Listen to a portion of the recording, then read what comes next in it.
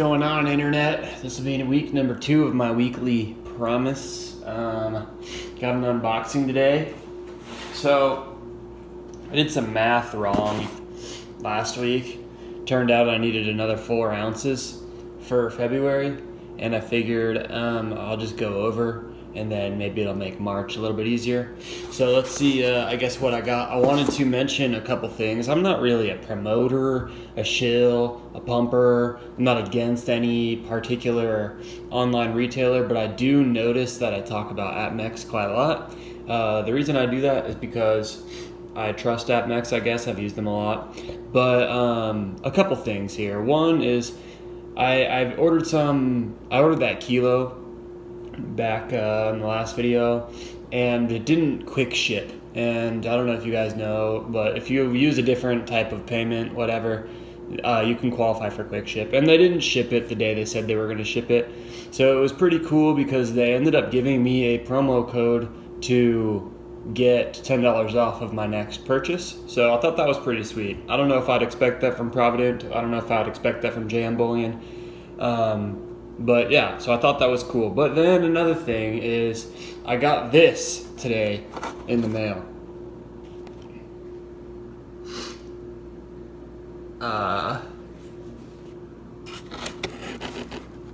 That's not cool, you know?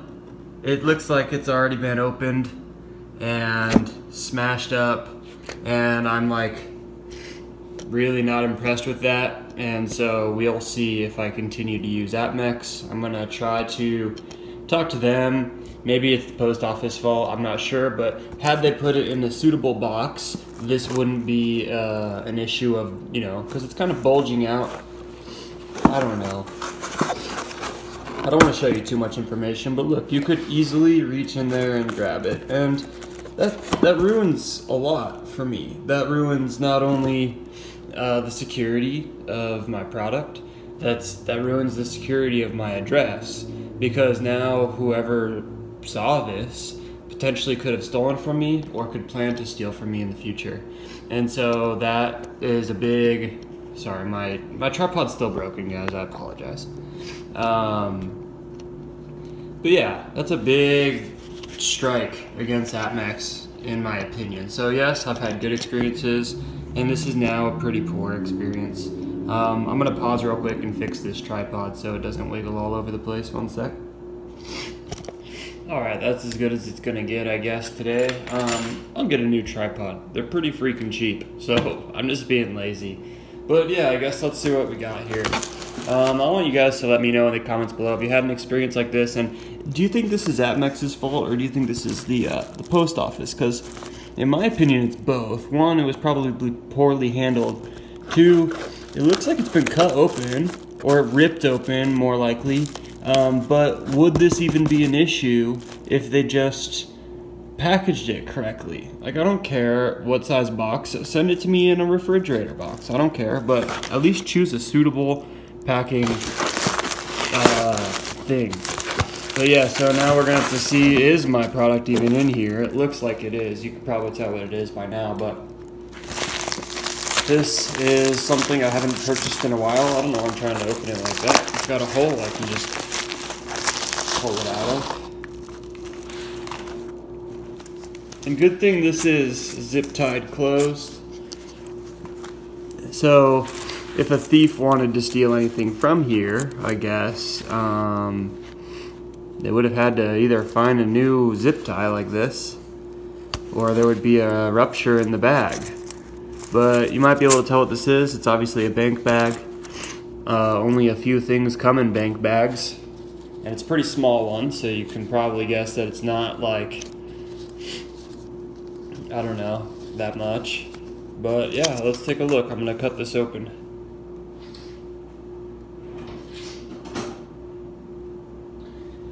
My knife's in the other room, so I'm using this thing. Let's hope I don't lose a finger in the middle of this video. Okay, I'm gonna try again with something else. I got some pliers somewhere. One sec. Okay, but back to the point about, I do care if something's stolen, clearly. But what matters more to me is now Mr. Post Office Man, or whoever may have seen this, knows that my house potentially has valuables in it, and that's not cool, you know? Like, so big strike against Amex in my mind. I will definitely not be ordering anything until I've at least spoken with the customer service representative about this issue. So yeah, anyways, here's a bank bag, pretty nice. It's a good way to just throw stuff in a bag. Clearly anything inside there is not numismatic because it will be getting completely destroyed through like abrasion with other coins and with the bag itself. But this was a deal that I just saw on their website. It was for some junk. So I decided to pick some up. I got $50 face. I'm gonna verify that there is $50 face in here.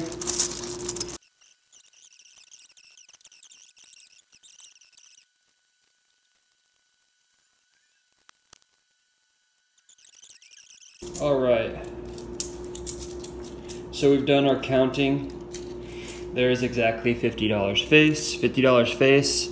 Oh yeah, I'm gonna continue my thought. 90% silver. For every $1 face that you happen to collect, it's gonna be 0.715 troy ounces of silver. That's assuming there's zero wear on those coins. More and more worn out coins are obviously gonna have lost some of their weight over the years as they rode around in people's pockets and exchanged hands.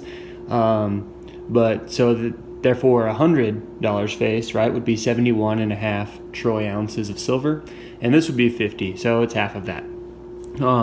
I do have all 50, which is nice. I mean, I don't think that they would make that mistake, but the one mistake they did make is they included a Benjamin. So these Franklin half dollars are also 90%. Every single one of them is 90%, unless you got something special I don't know about. But I specifically ordered only JFK halves, not for any real reason, that's just what the sale was on. But I did notice something in the past. I did a little bit of a weighing experiment where I weighed each type of junk that I had. So Walking Liberties down to Mercury dimes. I had some Barber dimes, some Standing Liberty quarters, some Washington quarters, some JFK halves, some Franklin halves. I weighed them all, and the best percent recovery, if you will, if you want to call it that, was the JFK half. So if you're looking for the most weight out of junk silver, 90% JFK halves, particularly 1964s, because they're the newest, are going to give you the best return for your money, if you will, on weight. And that's only because, one, there were a bunch of 1964 JFK halves made, and two, they weren't circulated that long because they switched to 40% the following year. And then three, at that time, shortly thereafter, 5 years or so, they stopped putting silver in the coins altogether. People were aware of this, and therefore they kind of stashed them away. So the JFK halves you find are generally in better condition on average than your Walking Liberty half or your Franklin half. They're not going to be worth anything numismatically generally, unless you have some sort of error coin or something like that, but they do weigh a lot, and they are 90% silver. And so I told you guys my stacking goals for 2019 were to get weight cheap, and this is one way of doing so. And I haven't bought junk in a while, and I like to fondle my junk, so that's what we went with today. I will talk to you guys soon. I hope maybe you guys have some insight on this packaging debacle that we saw earlier, and I hope to talk to you guys soon. I'll see you next week.